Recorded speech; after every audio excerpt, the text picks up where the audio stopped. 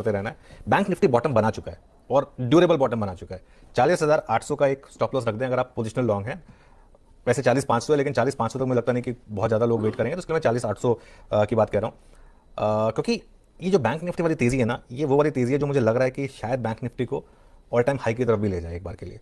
क्योंकि बहुत बड़ा जो एक ओवरहैंग था वो खत्म हुआ है। हमने फ्राइडे को सुबह सुबह डिस्कस किया था कि एसबीआई, एलआईसी, ये सब स्टॉक्स पर आप पीएसयू बैंकों पर नजर रखिए, और पीएसयू बैंक ने खुलते ही वो इंडिकेट कर दिया था कि वो कुछ करने वाला है कमाल।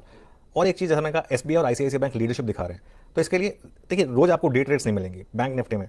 हमने एक बैंक निफ्टी में एक बहुत बड़ी शॉर्ट ट्रेड प्ले की थी पोजिशनल, जो जिसमें आपको 2,500 के करीब पॉइंट्स मिले होंगे। अब मुझे लग रहा है एक टाइम आ गया है वही ट्रेड अपसाइड में प्ले करने का, क्योंकि ट्रेंड डे के साइन थे फ्राइडे को और वो तो विजिबल था। आज बहुत इंटरेस्टिंग चीज होने वाली है। आज हम ना बहुत बड़े रेजिस्टेंस पे खुलेंगे। 3 रेजिस्टेंस लेवल्स इंपॉर्टेंट है। फ्राइडे का high, 20 day exponential moving average, 20 day simple moving average, ये तीनों के तीनों जो है 50 पॉइंट के बैंड के अंदर है।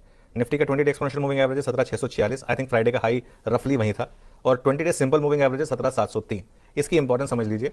20 डे मूविंग एवरेज पर निफ्टी ने लगातार 3 बार हॉल्ट किया है, और जब भी ये हॉल्ट आया है निफ्टी वहां से 500-600 पॉइंट गिरा है। इसके लिए मैं एक चीज कहूंगा, जो भी टेम्पटेशन हो आपकी, इस जोन में नहीं बाय करना है आपको, क्योंकि इस जोन का क्रॉस होना या इस जोन में मार्केट का निफ्टी का रुक जाना, जो भी वर्डिक्ट आपको मिलेगा वो वर्डिक्ट बहुत इंपॉर्टेंट होगा। अगर हमने इस जोन को क्रॉस कर लिया और इसके ऊपर क्लोज हो गए, तो आपको 300-400 पॉइंट की एक और स्विंग मिल जाएगी निफ्टी के ऊपर आराम से।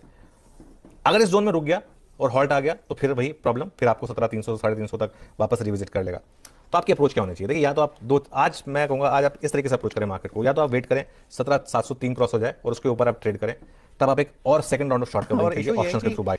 इसमें ट्रेड कैसे करें आप? क्योंकि अब ऑलमोस्ट ये ना एक एल्गो ट्रेड बन गई, प्रोग्राम ट्रेड बन गई है आशीष। जैसे ही बॉन्ड यील्ड 4 क्रॉस करता है मार्केट गिर जाती है, जैसे ही बॉन्ड यील्ड 4 के नीचे आता है मार्केट चल जाती है। और इसके लिए मैं एक चीज हमेशा बोलता हूं, फेड क्या कह रहा है वो इंपॉर्टेंट नहीं है, फेड क्या कर रहा है वो इंपॉर्टेंट। और इसके लिए उसका सबसे बड़ा इंडिकेशन होता है जो फेड की टर्मिनल रेट का चार्ट है, वो जिस तरीके से अगर स्टेबलाइज करता है तो मार्केट में रहेगा। निफ्टी और बैंक निफ्टी के ओपन इंटरेस्ट में एक डाइवर्जेंस था, वो डाइवर्जेंस समझ लीजिए। निफ्टी फ्यूचर्स का ओपन इंटरेस्ट कम हुआ 8%, बैंक निफ्टी फ्यूचर्स का ओपन इंटरेस्ट बढ़ा 2%। ये क्यों हुआ? निफ्टी में प्योरली शॉर्ट कवरिंग थी, लेकिन बैंक निफ्टी में आशीष हम पिछले 2-3 दिन से एक बात कह भी रहे हैं कि बैंक निफ्टी एक रिलेटिव आउट परफॉर्मर है, और बैंक निफ्टी साइन दिखा रहा था कुछ आउट परफॉर्मेंस की।